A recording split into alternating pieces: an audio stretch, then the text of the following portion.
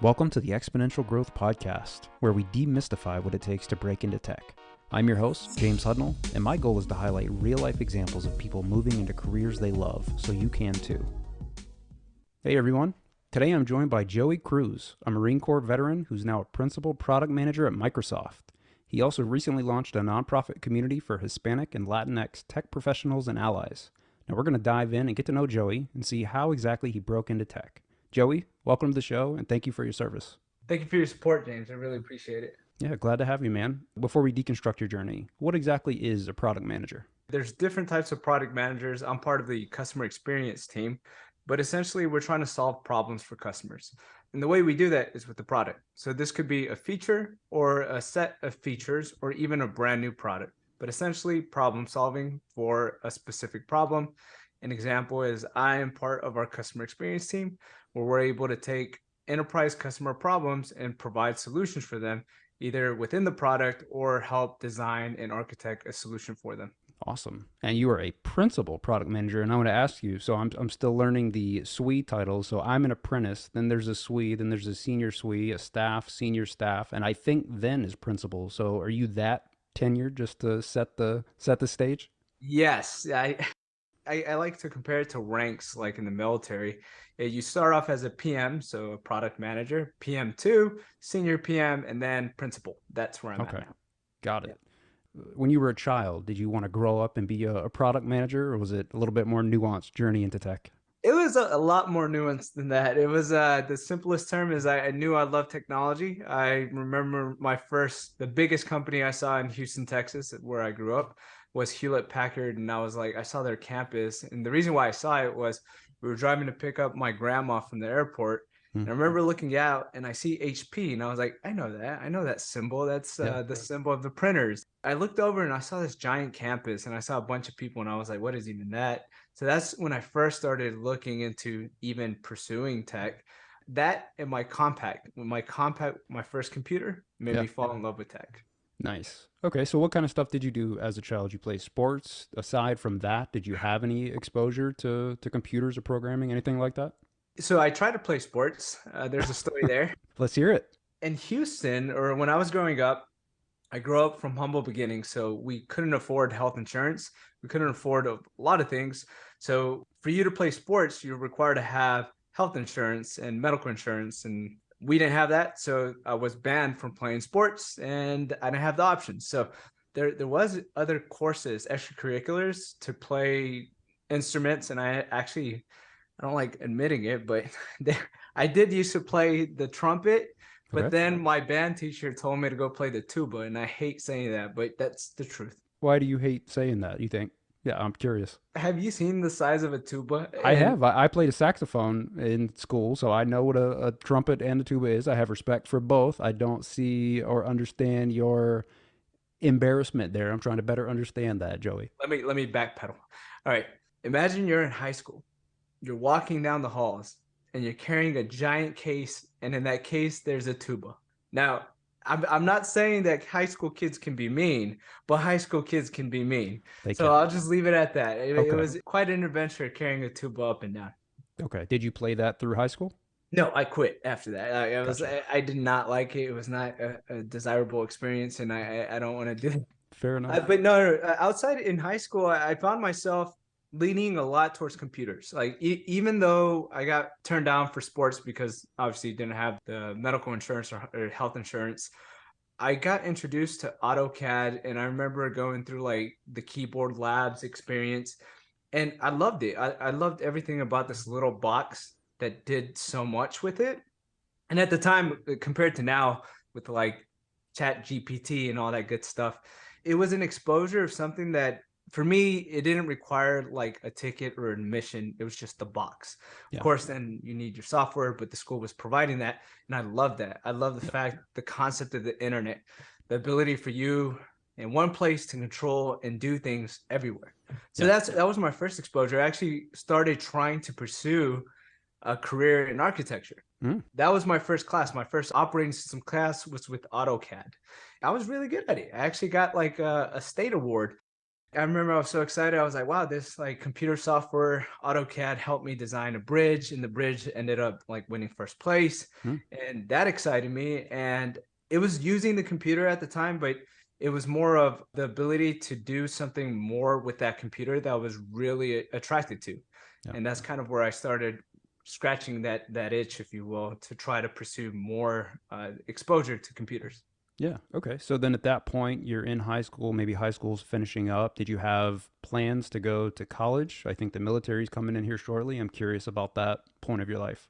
Oh yeah, so back to the computer labs. I remember trying to get my first computer back in the day. The Compact 64 was quite an expensive piece of machinery. Like Yeah. it was like $1,600. I remember, and I remember like every summer I would like save up. So I was cutting yards Yeah. for a few years, and I remember getting paid $40 a day. But even though I was trying to save up for a computer, I would always split all my profit down the middle because I was trying to help my mom. Since I grew up just with me, my two other sisters, I would give my mom half of my check. And my mom still makes this joke about what happened to that boy that used to give me half his check.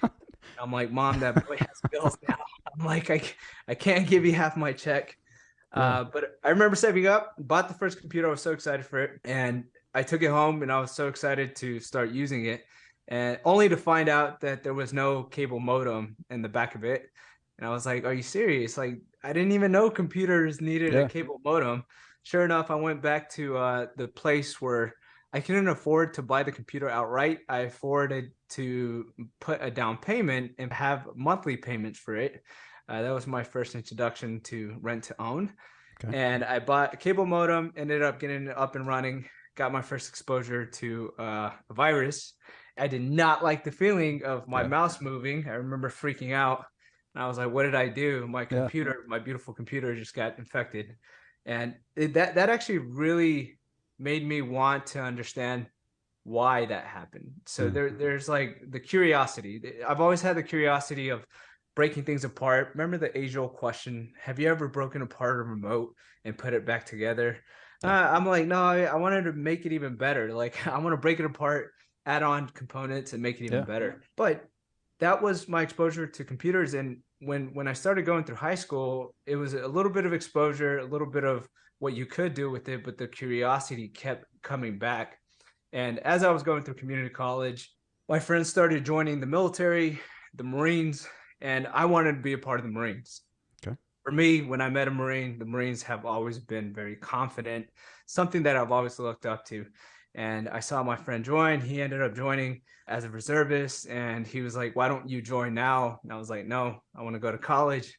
Let me go to college, get my bachelor's, and then go in. Okay. That was the plan. You were going to get the bachelor's in like IT or computers at that point. Was that plan A? To be very honest with you, it hadn't been defined yet. I was Okay. still trying to get it. I was like, I have enough Yep. time. I have to just get my basics, my bachelor's, Okay. and then look at actual degree and what to get. But yes, I really wish that they just had a degree for computers. Like I would have Yeah. taken that route, like Yeah. coding all day. Like Yeah. that's then we're talking. But of course, you had your fundamentals, you had your English, history, and all that good stuff. It hadn't been set yet, but I knew I had some time to think about. And as I was going through community college, I was talking to my friend, and he ended up joining as a reservist. And he's like, "Why don't you join now?" Now I'm like, "I think I could wait and then join."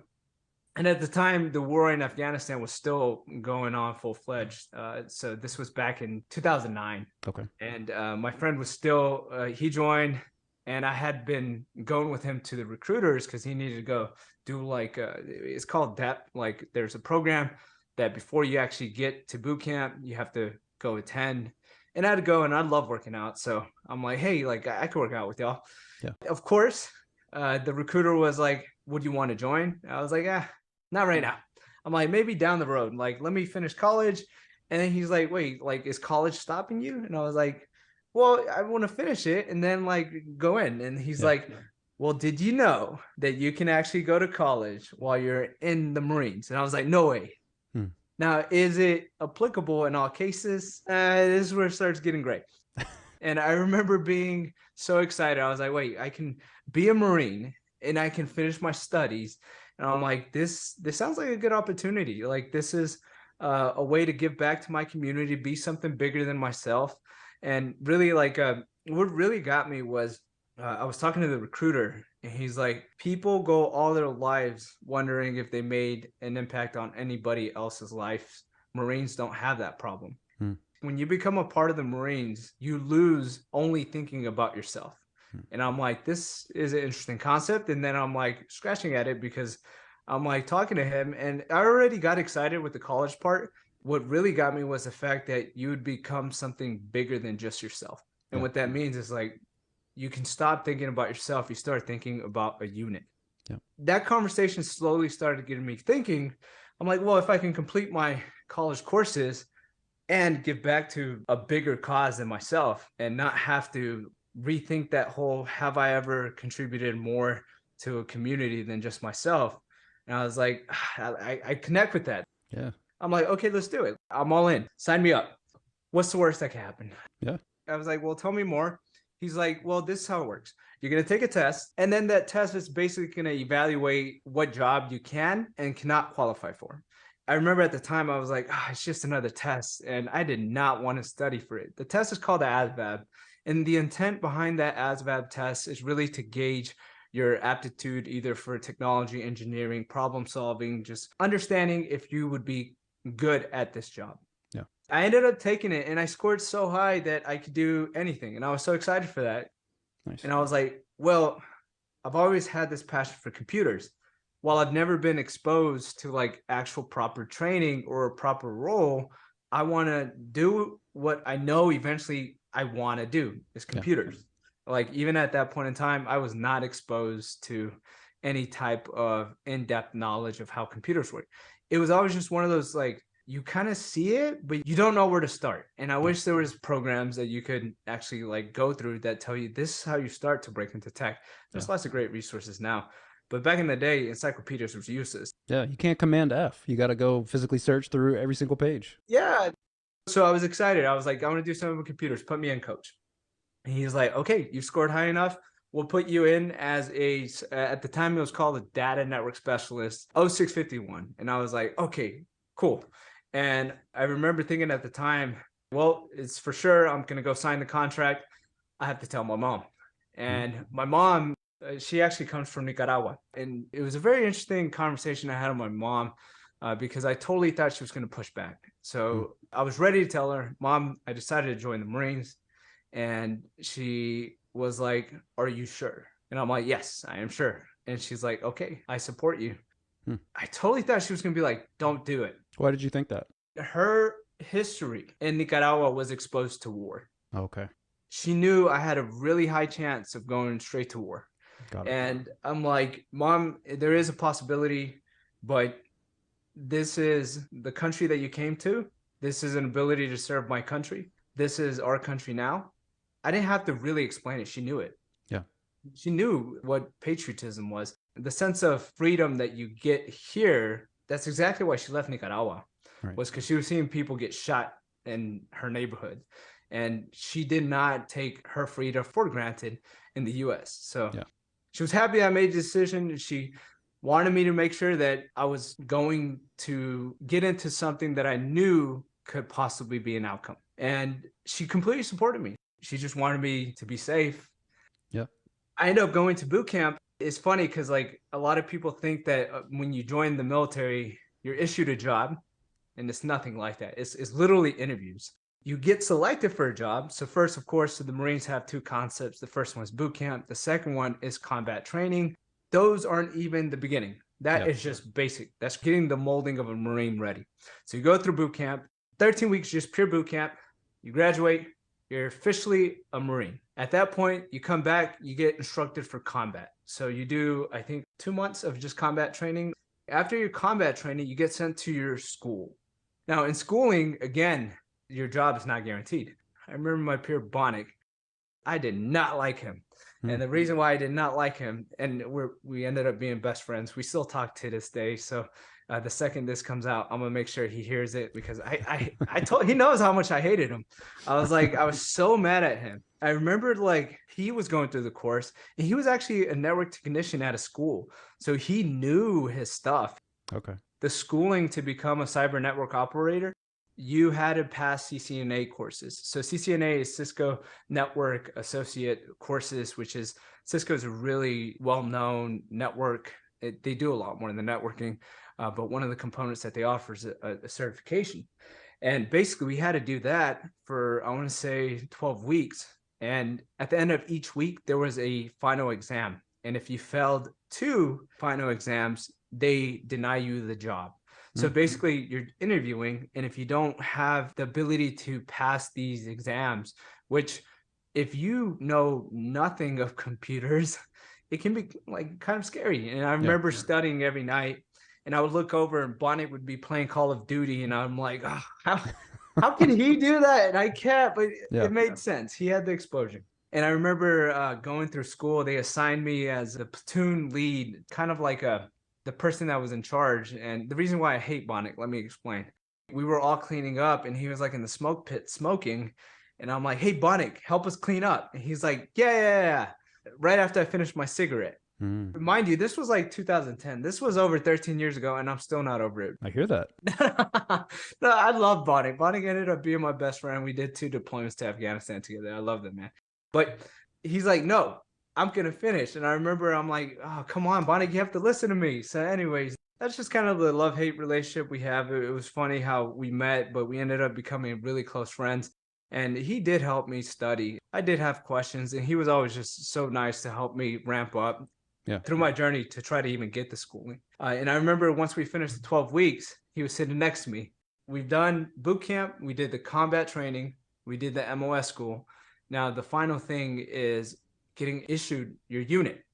Now, the Marine Corps is huge. It's almost like Microsoft. It's so many organizations, so many different components. Your unit is basically what you're focused on. Okay. And that tells you a lot about what you're going to be doing. It was a really nerve-wracking day. I remember I was excited. I was like, what's going to happen to my future? So I remember sitting next to Bonnet, and the instructors were walking around with the unit on a piece of paper. They're like, you're going to this unit. You're going to this unit. And then they get to Bonnet and I remember vividly because I was so nervous. And I was looking at the instructor's eyes, and I was like, what is he going to say? And he just laughs. He's like, y'all two might as well forget what y'all just learned because you're going to the grunts. And I'm like, what does that even mean? So we knew the concept of grunts. Grunts are typically the term referred to infantrymen. So I was like, wait a second. What about the computers? Yeah, exactly. I'm like, wait, I know every Marine's a rifleman. And I was so proud to gain the title of a Marine. And I knew there was a chance that I was going to go to combat. But right from the get-go, they're like, you're going to artillery. He's like, you're going to 511. You might as well forget about what you just learned. I remember looking at Bonnet, and I'm just like, wow, this is interesting. Let's see what happens next. You really can't turn back at this point. You're kind of committed. Well, I mean, if you turn back, you're going AWOL. So you'd be going straight to prison. Got it. It never crossed my mind to turn back. It was more of the, how am I going to make the best out of this? Yeah. Of course, we get there. Bonnet and I actually got assigned. He was destined to be my best friend. That's what happened. We ended up going to 511. 511 is in Camp Pendleton. So Camp Pendleton is near San Diego in California. So it was beautiful. I was so excited. And I remember this was my first time being in a plane. When I went to boot camp, I remember seeing all the mountains in San Diego, and I was like, I swear there must be dinosaurs out there. There's no way that we can say that Jurassic Park isn't out there somewhere. We ended up showing up to our unit, and I remember being so excited on my first day. It was a few months in that I learned that I'm part of a team. So the way the military works is you get assigned to a unit, and depending on the rotation, you get sent overseas. So basically, a unit gets sent for 7 months, they come back, a new unit goes. So it's like a cycle. And I remember showing up to my unit, and they were like, yep, you're getting ready. It's called pre-deployment training. So I was like, okay, I'm going to do my first tour to Afghanistan. And of course, I have to tell my family. And of course, you have to write your will. And I will say that is one of the most interesting exposures, especially being at that time, I was 22, writing your will, getting ready for worst case scenarios. Writing the will, getting ready for our first deployment. I get sent to Dwyer. It was a forward operating base. I remember my very first international flight was to Afghanistan.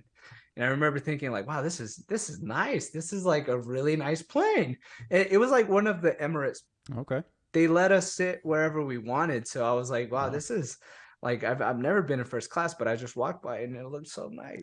I was gonna make a joke about you're probably not gonna drink on that first commercial flight over there. It was funny because you take a commercial flight, and we ended up going to Manas, Kyrgyzstan. So I remember being in Kyrgyzstan, and there was the Air Force base there. The Air Force takes us to the major camp, which at the time was called Camp Leatherneck. And we were at Manas for I want to say a few weeks. They're called transitionary tent. In theater, we spent about 6 months. So depending on your operation, it could be cut shorter. We went there for a first tour. We land in Leatherneck.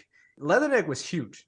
It was like a huge operating base in Afghanistan. I remember like, wow, this place is huge. It's not bad. But I didn't realize that when we get to Dwyer's called the forward operating base. And it was like this tiny little patch of land, or like barbed wire land. And I remember one of the first things that happened was like I was taking a nap. I remember laying down on the cot and being woken up by a shockwave. And the shockwave ended up being an explosion right outside of the forward operating base Leatherneck. Of course, at the time, I thought we were getting attacked. Turned out we weren't being attacked. It was a controlled IED explosion, IED. IED is an improvised explosive device. There was tons of them in Afghanistan. Basically, think about a bomb underground. But the shockwave was so strong that it shook me awake. And I remember waking up and I'm just like, what just happened? Where'd it go? And luckily I was around all my Marines and they're like, yeah, don't worry about it. That's just a controlled detonated explosion. I'm like, okay, well, there was a lot of lessons throughout this entire deployment, but that was the beginning of my first tour. And I remember through the first tour, like one of the things you don't think about is like, well, how bad could it be? Like 6 months. Yes, you have the whole goal of trying to make sure that everything goes to the best that it can go. But you don't realize that you don't stop working. There is no weekends. Yeah. You would do an entire shift, but the shifts don't stop. They keep coming. And as a matter of fact, in my second deployment, we ran into an issue where at the time, the people that were on the base, we got intel that we might get attacked. And that caused our shifts to increase because we had to increase security, increase overwatch. We had to do a lot more shifts. And I remember feeling exhausted and just happy that we got the word that we get to go back home. Yeah. So that was a 6-month deployment. Is that right? Yes, I did a 6-month deployment. I was excited to come back. And there's this one song that it always like reminds me of our last trip and getting into a Chinook. A Chinook's a helicopter. It has 2 propellers. It looks like a big hot dog bun that opens up in the back. And then basically I remember just getting in there and then popping in my headphones at the time and then listening to Paradise City, Guns N' Roses. Yeah. I remember I'm like, this is a perfect song. And I remember the funny part was like the first time I was writing, I almost fell out. And it was because back in the day, you had to carry these things called these portable cameras. And I remember I wanted to take a picture and everybody got in the plane and everybody buckled in. And I sat down and I was like, oh, okay, I want to take a picture real quick. So I focused on taking the picture and the helicopter started taking off and I almost flew right out. But luckily my Marines grabbed me by my armor. But I got injured in my second deployment pretty bad in my shoulder. I did a lot during my Marine Corps career. I was able to become a martial arts instructor. After I came back from my second tour, I got assigned as a platoon sergeant. Okay. I was super proud of all of this. This is great. Yeah. Let me ask you, Joey. So from that point, your first and your second deployment, was it pure grunt work like you were told it was going to be? Did you ever get a chance to scratch that computer creative side of you? Oh, yes. When you get assigned to artillery has a concept of they do use computers, but you do it way more often in combat. Meaning that when you get deployed, you become what we call the data chief. Okay. You were in charge to make sure that if the network goes down, you put it back up.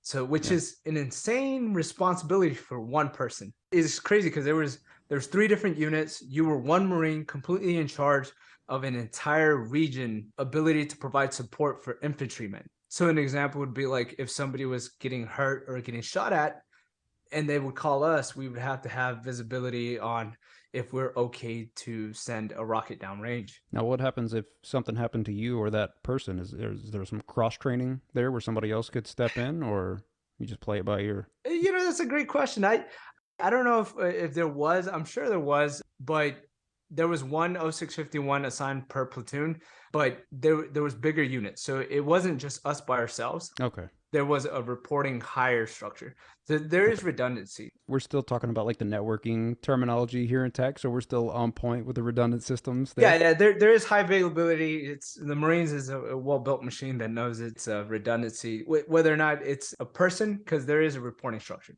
Okay. So you hurt your shoulder. Second deployment is, I think, over with at that point. What happens next? The deployments took a toll on my family. I love the Marines. I still love the Marines. Semper Fidelis means always faithful. So we're always faithful to the core. For me, I made a promise to my mom that I would not reenlist. Several reasons. If we root cause it, it was when we went into River City. So River City, but basically is when they shut off communications to the US. So when you're in country, if there's loss of life in combat, they need to go present themselves. What happens is the people that are still in combat, they go into River City. So all communications to the US gets cut off. And the reason why is because they don't want you to be the ones who tells the family that so-and-so passed away. So to prevent that, they cut off all communications. And what they do is they allow the officers to show up, because it's an officer and a chaplain that do the actual communications of in this case, a Marine passing. So that really took a toll on my mom. Okay. The second that I would get a chance to call her back, she'd be crying and she'd be like, I'm glad you're okay, but I can't keep doing this. Like every time I see Marines have been killed in Afghanistan, I think you. And she's like, promise me you will not keep doing this. Growing up, I didn't have a role model outside of my mom. My mom's always been my role model. But if we look at males, like I grew up without a father, and I knew that because my mom had to be my father and my mother. And she did an amazing job. I still don't know how she did it. She raised 3 kids and not even being able to speak English. Like, and people were mean. People have always been mean to her. But growing up, she's always been my role model. But I didn't have the camaraderie of role models that should be role models. There were people. They like growing up where I grew up, where there isn't a high level of income. You get exposed to people, whether or not they're good people. That's for you to make the call. Luckily, my mom has always made sure that I stayed in the straight and narrow path.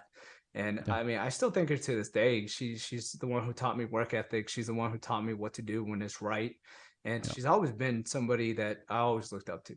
But the Marines, for me, it was being exposed to a community that had discipline, had honor, courage, and commitment, which is like, that's exactly what you get trained for boot camp. And it's real. It's like, for me, I was so happy to be part of this brotherhood. I wore the uniform with so much pride. I didn't want to let go of the brotherhood, but I understood that it was a life that my mom and my family is just could not keep going. So that's when I had to start thinking about what's going to happen afterwards. Right. And fortunately enough, like there is a program every Marine goes through. At the time, it was called TRS. So this is back in 2013, 14, right? So, and you go through a transition readiness program, and the intent behind the program is to get you ready to become a civilian. I made my decision. I talked to a career planner. I'm like, I no longer wish to sign on a new contract. I wish to get out. And they're like, you have to go through the program. And I'm like, fine, I will go through the program. And at the time, I was a platoon sergeant. I had about, I want to say, a few months to a year left because I signed a 5-year contract. Okay. I go through the program, and I remember looking at the options. You had options for a plumber, electrician, technician, or a mechanic. And I'm like, where is tech? Yeah. There is no option for tech. And I remember raising my hand, and Angel, the TRS agent, I won't forget him because I still have him on LinkedIn, but huge shout out to him. But I raised my hand. I'm like, is there anything with computers or tech or anything I could do? And he's like, I just got an email this morning about a program that Microsoft launched. And I was like, what? Microsoft? Like, Yeah. No, that's way too high. I'm like, wait, like Microsoft actual wants to offer a job? And he's like, it's a program. You're going to need like 8 weeks. And I'm like, oof, 8 weeks. So in the concept in the military, temporary admissible duty. Basically, you don't do the job that you are supposed to do day to day. You get TAD'd to secondary job. So I remember I was like 8 weeks, and I'm like, Microsoft, like just the name. I was like, Yeah. I was so flustered by the name. I'm like, could I actually make it in Microsoft? I'm like, I don't know. That's huge. Like I know Yeah. I have some exposure to tech. I was the data chief in Afghanistan. I was in charge to make sure that we were operational 24/7. And I was like, I don't know. I'm excited, but the problem was he did not have the piece of paper that gave me the information. He's like, come visit me in 2 weeks in my office at 3 p.m. I'm like, okay, for opportunity to work at Microsoft, I'll do it. So I go back to doing my platoon sergeant duties. I end up going back in the second week, and I show up 2 p.m. sharp. Of course, as a Marine, if you show up on time, you're late. Yep. So I show up early. I'm excited. I'm like, opportunity at Microsoft, but I'm also nervous because I have to go be a platoon sergeant. And I'm like, I'm waiting for the paper to come, and he's not there. And like a few minutes pass by, and it starts getting 15 minutes pass by, and I start freaking out because I do not like being late. I don't like not doing what I'm supposed to be doing. So at the time, I'm like, okay, that's been long enough for the lunch that I was allocated. I need to go back to being a platoon sergeant. And I was like, oh, I need to wait some more. Like in my gut, there was a decision I had to make: leave or wait. And I'm like, I'm gonna wait. So I waited a few more minutes, and I'm like, all right, I think he forgot. And at that point, I'm like, you know what? I guess it just wasn't meant to be. And I start walking to my car, and sure enough, as I'm walking out, he's walking in, and he's like, "Oh my God, yes, your paper, I forgot." And I was like, "Oh, like, sir, please give me the information." And he shows me, he's like, well, it's not 8 weeks, it's 16 weeks. And I was like, oh, whoa, my chances went from like 5-10% to zero. So oh no, like trying to get approval for that much, I don't know if it's gonna happen. And I remember I'm like, wait, so this is Microsoft? And he's like, yes, Microsoft is owning this program, and they're trying to help veterans get hired in tech. And I'm like, the Microsoft wants to hire us as employees. And he's like, yes. And I'm like, okay. And I'm like, I started getting excited. I'm like, this is way more than I could even ask for. I was thinking about going to Geek Squad and going to University of Texas, Austin. That was my plan. Because I was going to get into tech. If they said no to my program, I'm going to go get a computer science degree with UTSA Austin. I'm like, I remember during the interview, I was asked, what is your 5-year plan? And I was like, oh, easy. Option A, I get hired. I become super successful here. And then I'm like, option B, I don't get hired. I'm going to come back and reapply after I go get my computer science degree. And I'm like, but I'm going to keep applying until I get the job here. Yeah. After I said that, he understood that I was driven. Yep. Back to the reading of the paper, I was like, I need to ask my unit to let me go for 16 weeks. I've never even heard of anybody even doing this. And I remember talking to my Master Sergeant, Master Sergeant Weber, who I've always looked up to. He was actually one of the reasons I ended up becoming so successful in my career in the Marines. He was a mentor to me. He pulled me aside. He's like, look, like you are a great Marine, but you could be better if you chose to do better. And I remember after this conversation I had with him, I was like, you know what? I want to be the best. Like I'm okay right now, but that's not me trying. Like I should try to be better. And I talked to him. I'm like, hey, there's an opportunity for me to join a program by Microsoft. And everybody knows Microsoft. He's like, wait, it's just an opportunity or is it a guaranteed job? And I'm like, it's opportunity that I could get a job. And he's like, we can talk to the platoon commander. And I remember just being, this is so slim. I'm like, this is the amount of bacteria that exists after you put some Purell on your hand. That's the chance, that 0.0001. I would be the bacteria that stayed alive if this got approved. And sure enough, I'm the bacteria that stayed alive. I remember I pitched this idea, and I was talking to my platoon commander, and I'm like, sir, there is an opportunity that is 16 weeks with a program that Microsoft has launched, and it is an opportunity to become a Microsoft employee. And I remember they kept saying an opportunity. And I'm like, yes. And he's like, so it's not guaranteed. I'm like, no, it's not.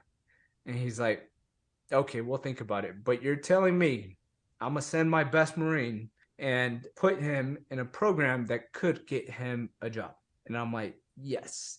And I remember just like, okay, Yeah. you could have just said no. Like, Yeah. why did you Yeah. have to break my heart into so many pieces? Yeah. But of course, I respected him so much. At the time, he was Lieutenant Rempe. I remember talking to him. He's always been another one of my role models. I've been fortunate enough to be exposed to amazing Marines that I've always looked up to. And I still keep in contact to this day just because these people are not your average people. These people have done so many things with their lives, and I always look up to them. But because of the way they carry themselves, they will always treat you with respect, regardless of who you are. And Yeah. I always admire that about somebody because that tells a lot about your character. So there he was. He told me he'll think about it. And he's like, you realize that that is the month that we're going to be in the desert training. And I'm like, yes, sir. And he's like, I'll think about it. Never asked again. I was like, you know what? I gave it a shot. It's the Marines. This is like, you have to accept it. Just keep going. Yeah, just pause real quick there, Joey, because I think I definitely can't speak for him, but if I'm him, not that I ever could be, I feel like because you stuck with it and because you didn't back down in a respectful way, I feel like he respected your desire to see that through.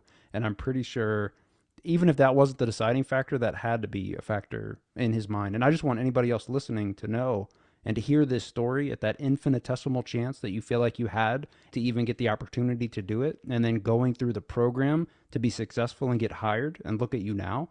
I want you to remember this story right here when you think that you can't do something. So back to you, Joey. Oh yeah, for sure. I think that conversation with my platoon commander stuck with me. But what stuck with me even more was when we were in the desert. I remember like we were just doing our training, and I remember hearing Sergeant Cruz. Yeah, I knew that was my platoon commander. Of course, you got to report up, and he's like, "You're going," and I was like, "Sir," and he's like, "Go pack up your stuff. You're going," and I was like, I was at a loss for words. I was so excited, so many emotions going through. Getting so close to the Marines, you get faced with the truth. The truth is you are no longer going to wear a uniform. Your story that was once told based on your uniform, because in the uniform that you wear, basically it tells your story, meaning it tells me how long you've been in and what you've done with your career. Yeah. So this is kind of like a culture shock. You get so used to a organization that has structure, has every day you have to do this or there will be consequences. Mm-hmm. And you have to get ready to let that go. To get ready to face civilian world where the civilian world works a lot different. Nobody wears ranks and nobody tells you what to do, which could be good, could be bad, depending, right? Yeah. And there I was just flabbergasted. And I was like, I can't believe it. And I remember my platoon commander tells me at the time, I know that this isn't a guaranteed job, but if anybody can do it, you can do it. I was so happy at that moment that somebody recognized my potential. And I remember when he said, you can do it, I'm like, I'm going to try my best. And I remember I took this course to the extreme. I stopped going out. I stopped hanging out with my friends. I was heads down. I'm like, I remember if you've heard this song, the Spaghetti song by Eminem, like you have one shot to prove yourself. I would play that song because it would hype me up. It was my one shot. At this point, are you in the program or do you still have to interview for the program? I remember you touched on the interview. We love talking about interviews here, and I definitely want to dive into that, especially if you think there's anything actionable that other people might be able to glean from your experience in that as well. It's not a formal interview. It's more of a cultural fit. That's what I think the program still calls it. So if you're looking for guidance on that, 100% recommend to start looking at people that have graduated through the MSSA. But the Microsoft Software and System Academy is a 16, 17-week program. Depending on what path you choose now, they offer tons of paths. At the time, they only offered one, but the same basic construct where you first do a cultural fit, pretty straightforward. You get certified into like one of the beginner level certifications to make sure that you have intent to go through the program. And then you get selected. You'll go through the 16, 17 weeks of boot camp.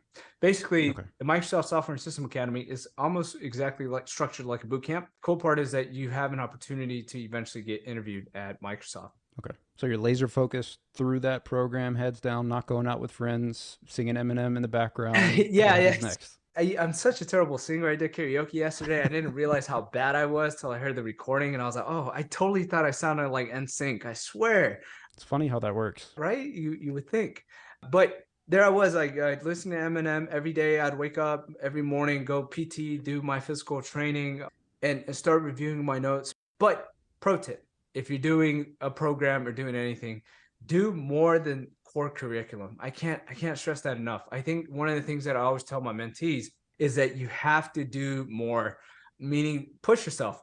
I remember there's a quote by Arnold Schwarzenegger that was like, you get 24 hours and you get to choose what you do with those 24 hours. And I think a lot of people, once you're out of school and you're done with your homework, you stop. No, go to the next thing.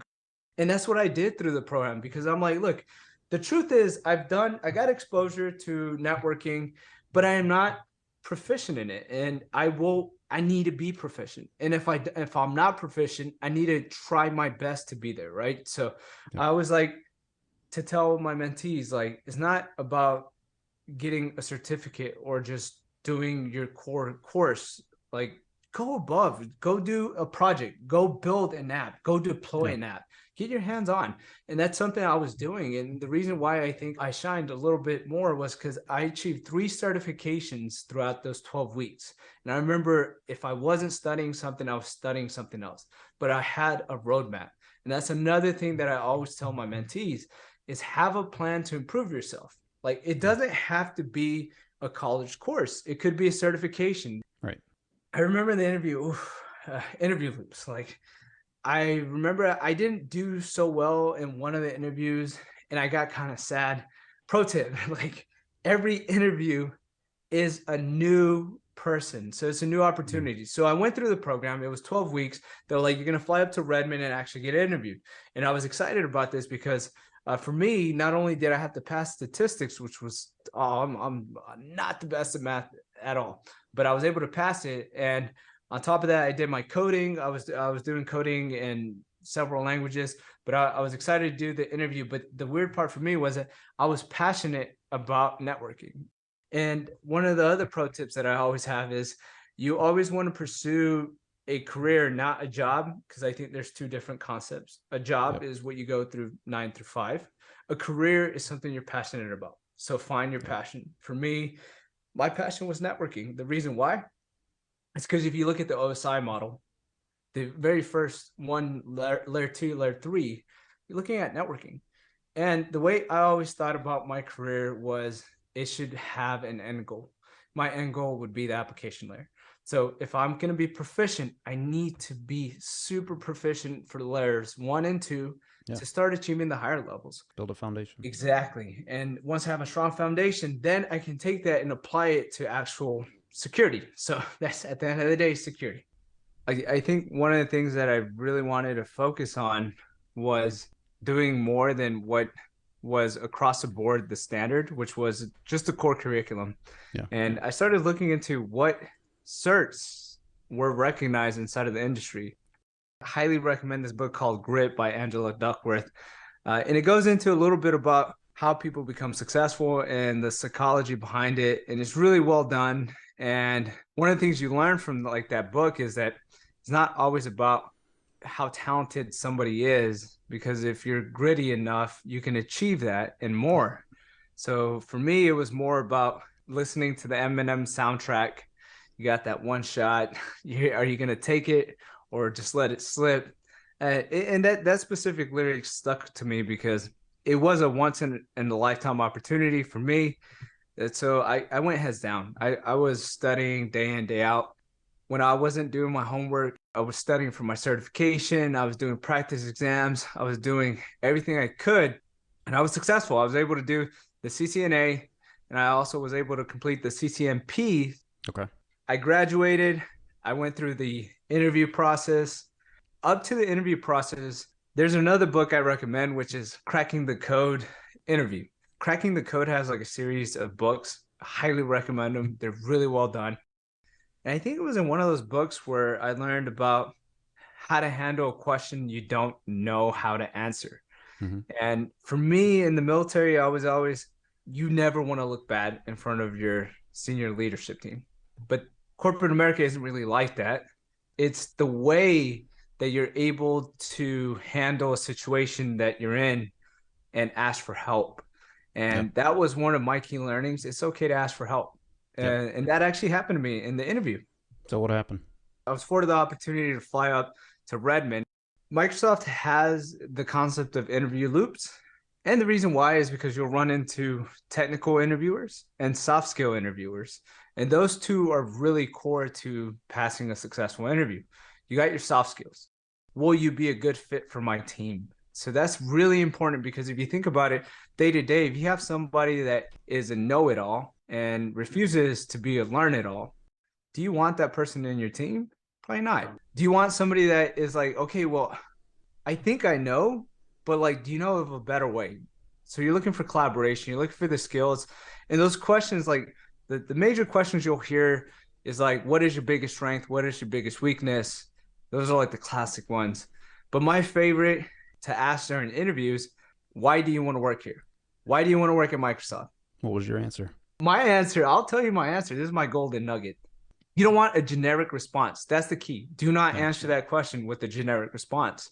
The reason why the interviewer is asking, they're looking for your drivers and motivations, because at the end of the day, they're trying to hire somebody that can connect to the work. They're not trying to hire somebody that is just looking for a paycheck. I've heard so many answers. Why do you want to work here? The paycheck. Not a great answer. Yeah, money should never be a motivating driver. It should be like a side plus to it, right? Now you're leaving us hanging, Joey. What was your answer to that question? So there I was. I was getting ready for my interview questions. And of course, like you can use so many resources to understand what are questions being asked inside of interviews. And what I found was you want to be able to answer with a answer that really speaks to who you are. So an example of mine was the Microsoft Virtual Academy. I thought it was crazy when I found out that the Microsoft Virtual Academy offers free training, because everywhere I went, everything I was finding was paid training. Yeah. And of course, in the military, you're not making a lot of money. So you're kind of hurting for the free resources. So there I was, and I found the Microsoft Virtual Academy, and it was offering tons of free training. And I was like, there has to be a catch. Yeah. And my answer to the question, why Microsoft, is because I want to be part of an organization that gives back to a community without expecting anything in return. And the reason why that is so important to me as a person is because I know what it's like not to have a dollar to you. I know what it's like to grow up in a low income family. Like you don't have the resources. Yeah. For a company so big like Microsoft to give something for free, I want to be a part of that team. Yeah. That's like being part of a unit. That resonated with the interviewer. I was being genuine. So the way to answer that question is be genuine, do your research, figure out what the company's about. And if that's something that you can connect with, because for me, that's how I connected with why Microsoft. Yeah. No, that's amazing. So then I think you got that job. How long did it take for you to find that out and get your result? Yeah. So there's a 4-round interview loops, to be completely honest with you. I felt okay in the beginning. The second one, I did not feel good at all. I was terrified. Actually, that's a key learning right there, because the 4 rounds interviews is 4 chances to make a significant impression on somebody. Yeah. Meaning that if you do bad on one, don't carry that energy to the 3rd one. Don't carry that energy to the 4th one. Don't let it get to your head, because I thought I didn't even get the job. Yeah. Like I remember everybody leaving and everybody was like, I got it. I know I got it. And I remember like, you didn't feel that way. Yeah. I was like, hey, congrats. Like I tried my best. Like there I was Eminem. I had mom spaghetti on my sweater, and I was walking out of the interview loops thinking like, hey, you know what? Like at the end of the day, you shoot your best shot. If it doesn't land, it doesn't land. Yep. And sure enough, they told us you're going to hear back within a week. I didn't want to focus or hyper focus on it, because it is what it is. So there I was. I remember I was like in a radio cage. We were getting ready for some other operation. So we were doing inventory. And then I get a call from a 425 number, and I pick up. It's like, hey, this is so-and-so from Microsoft. We're ready to offer you this offer. Wow. I remember just hearing Microsoft making you an offer. Yeah. I felt like just crying, just because wow, they're giving somebody that couldn't even afford a computer and went through the military. They're giving them a shot. Yeah. And I remember I was so happy to get my first role as a network engineer or site reliability engineer inside of Link. Yeah. And I remember during the interviewer, he asked me, he's like, have you worked with servers? And at my time, I was like, yeah, I've worked with 5, 6 servers. And I thought that was like a huge thing. He's like, well, are you ready to work with thousands? I was like, whoa, like, Step function up. I'm like, yeah, that's a step up, but I love a challenge. I love being able to learn and grow. And I think even when I stepped into the site reliability engineering role, I learned a lot. It was insane. I went from building ad hoc networks to managing a global network of Yeah. servers, which, if you know anything about unified communications, is complicated to Yeah. send voice, video, real time, like what we're doing right now. Yep. This is back in 2014. For me, it was mind blowing the amount of complexity, Yep. but I was happy. I was really happy because for me, I always aligned my career to the OSI model. I know I want to be proficient all the way from layer 0 all the way to layer 7, 8, and 9. Yeah. Building that foundation and then building on. Yeah, exactly. I was excited.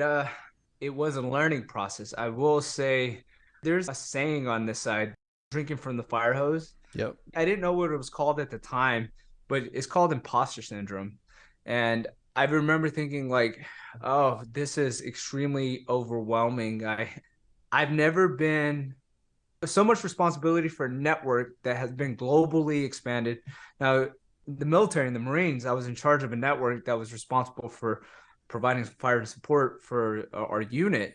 But this was a global service that was 24/7 being used. And I was like, I was one of the network engineer on a team that was in charge of it. Yeah.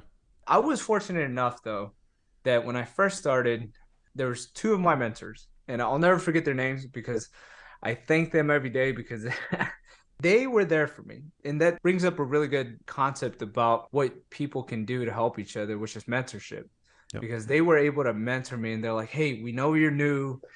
But I remember my manager pulled me aside and he drew, I would say, like the Nike checkbox, right? So he did a little starting point and a dip, and then it went up. And then he drew a line from the starting point that went through it. So it looked like a check mark, but there was a line that went horizontally at the very top of the check mark. And he explained to me, this is where you are. This is your productivity. Productivity was a horizontal line that went above the very tip of the checkpoint.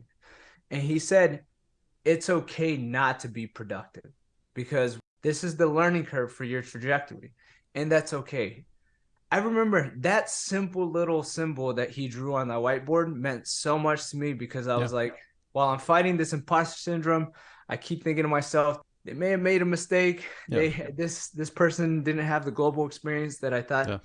Keep trying, keep going. That little check mark is you. You will eventually become productive and then pass the expectations. That's a great visual. And just like you, Joey, I mean, everybody listening, I know I certainly still deal with imposter syndrome. So that is a great visual tool to try to use to keep everything in perspective. So that was like 8 or 9 years ago, I think. And for the sake of brevity, because I know we're coming up on our time and I still want to put you on the hot seat and learn more about your nonprofit, I want to ask you, in the last 8 to 9 years, do you want to quickly summarize your ascension into Microsoft from that first SRE role to now being the principal role that you are? Yeah, so I think it's all been a learning experience, but one of the things that has always stuck with me is when you are in a role, look at the process improvements. Even if you're not in a site reliability role, the biggest impact that you could have in a business is improving it. And there's simple ways of improving it. I love automation. The reason why I went into product management was because I wanted to be more hands-on to actually influencing what the product looks like. And that is exactly, as a product manager, you influence that. But site reliability engineering role and all the way up to principal, I've learned there's these 10 inclusive behaviors, and I love them because they tie into the principal leadership traits in the Marine Corps, which one of them is know yourself, seek self-improvement. And the reason why I think they tie into what the Marines have taught me is because if you're constantly improving yourself and you're constantly looking at improving your environment or whatever role you're in, you're going to be able to have a trajectory Yeah. where it's well recognized that this person isn't doing the bare minimum. This person is noticing the details. This Yeah. person is even going to learn technologies that isn't in scope. Just because it's not your role doesn't mean you should not go learn it. Yeah. For me, I love learning new things. So that's why when I discover a new button, I'm going to go figure out, why is the button there? Yeah. What does it do? And how do I break it? That's So it. Yep. yeah, that's it. But doing that, if you constantly keep doing that, you're going to learn so much. And even though you don't know it all, and it's okay not knowing it all, you are going to get to a level where you find it fun. And if you find Yeah. it fun, this is something that can help you in your career be known as somebody that's okay to be putting in work where it's helping them grow, and they Yeah. can use that as another tool in their toolbox to make either the product or the process even better. Yeah, don't worry about staying in your lane. I think I got thrown into a meeting by mistake early on in my career here at LinkedIn, and it was I think he was a director that mentioned that early on. He's like, "No, you know what? Don't worry about staying in your lane. You know, branch Exactly. out, add value where you can." And that was one of the best meetings that I ever attended.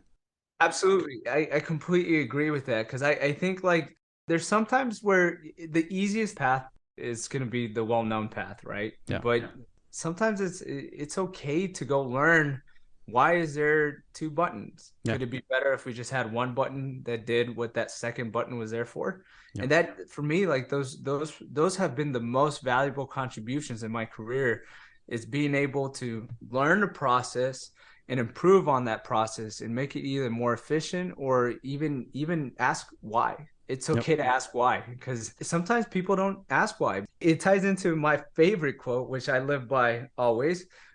Rear Admiral Grace Murray Hopper, first person to find a computer bug. The most dangerous phrase in the English language is, "We've always done it this way." And Mm. I'm like, I love that. That's like, apply that to everyday life. Yeah. I remember starting and I was like, why do we do it this way?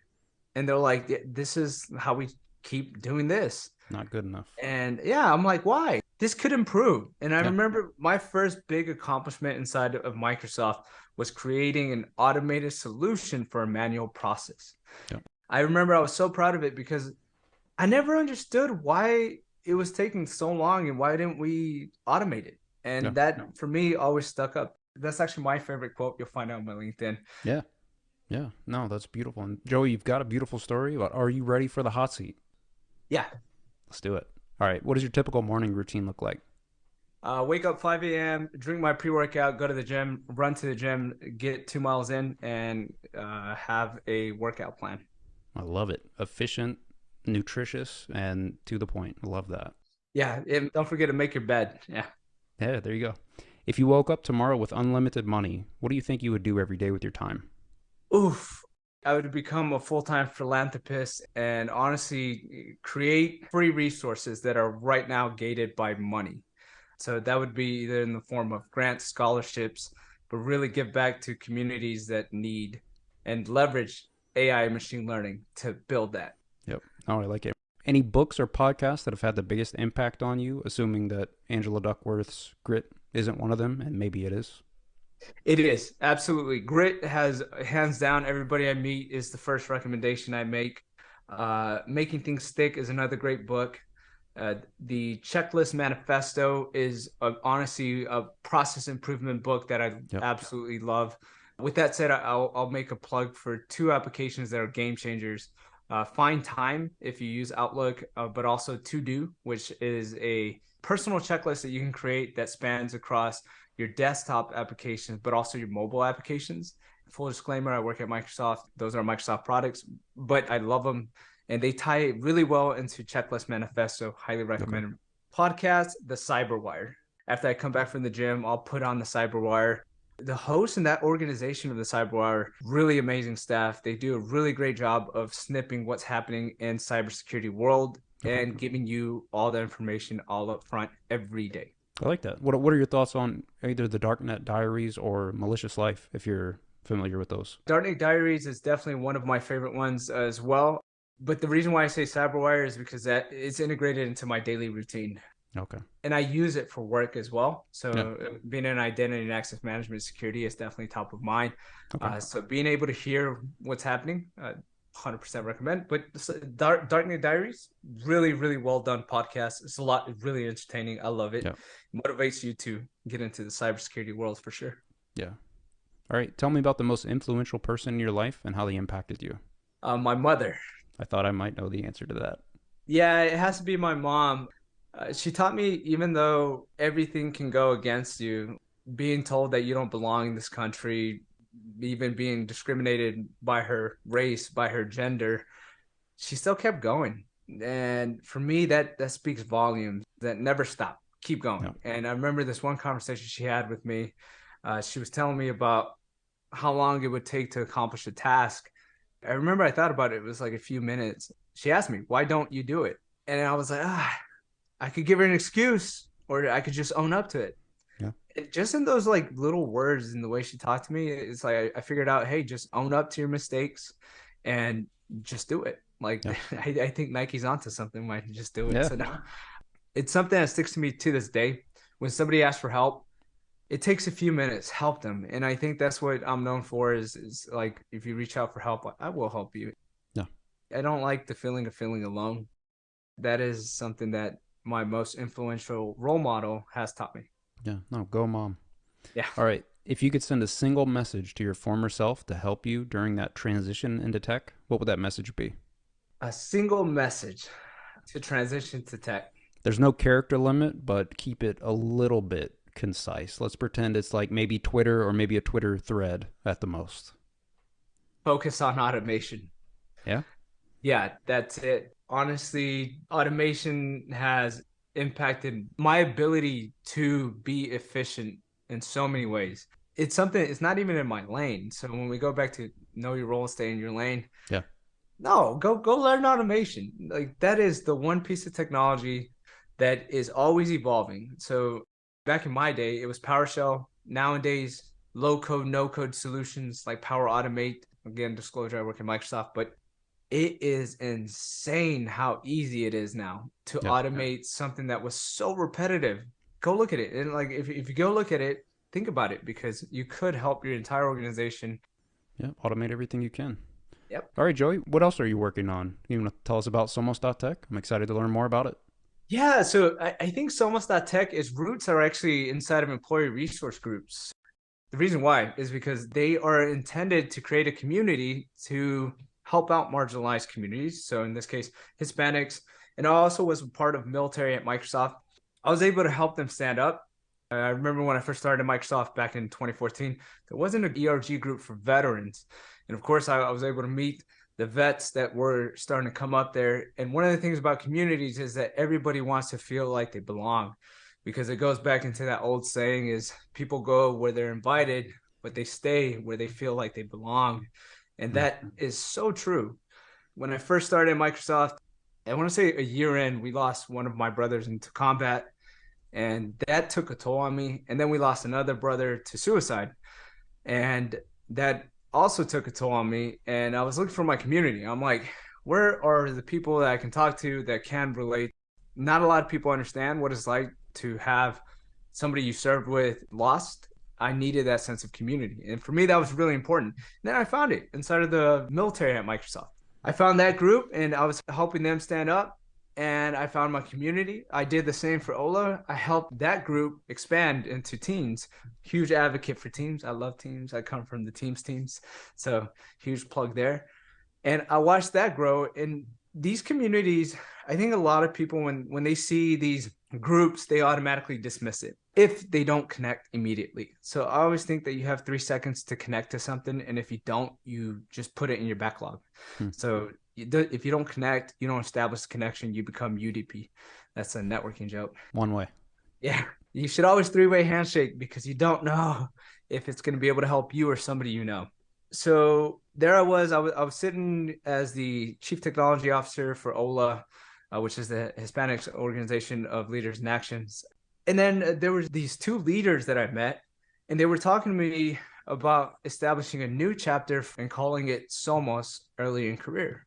And I was like, why Somos? And I'm like, I know Somos in Spanish is we are. And I was like, I love that name, like Somos, we are. Because one of the things about Hispanics and Latinx that a lot of people don't know is that they're different. They're not the same thing.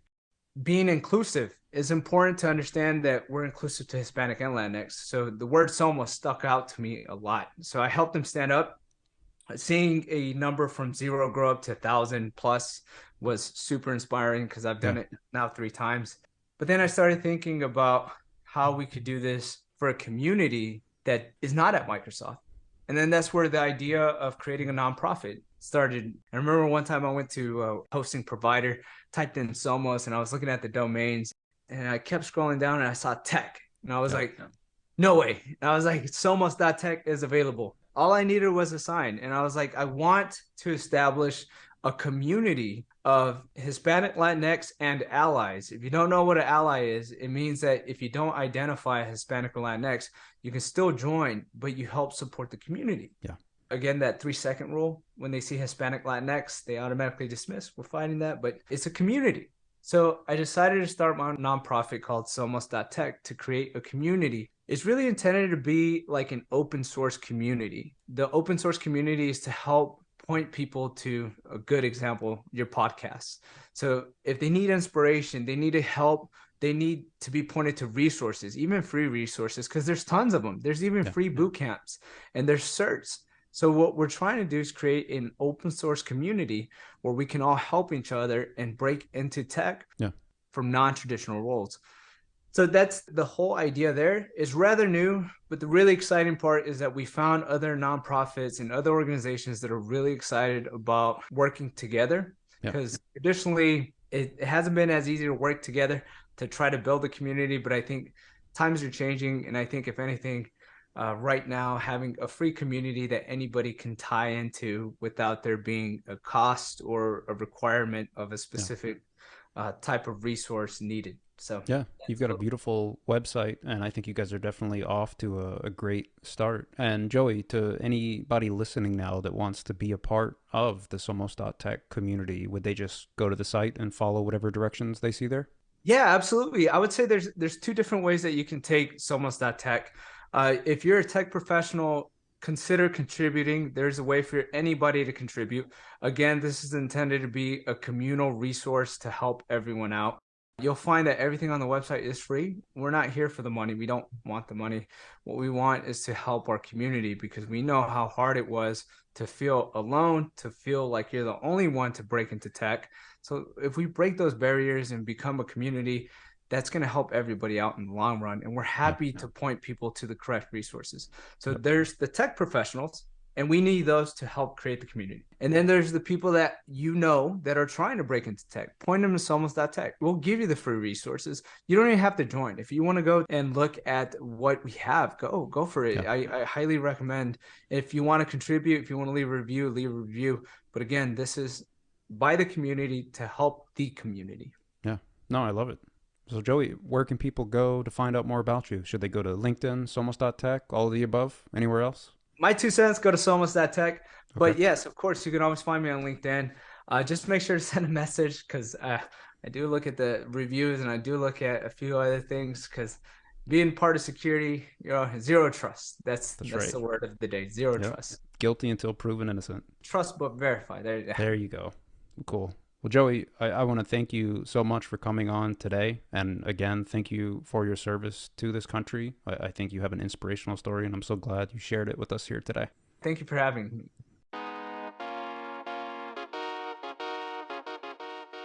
Thanks for listening. If you got value from today's show, please consider leaving a 5-star rating and a review on Apple or Spotify.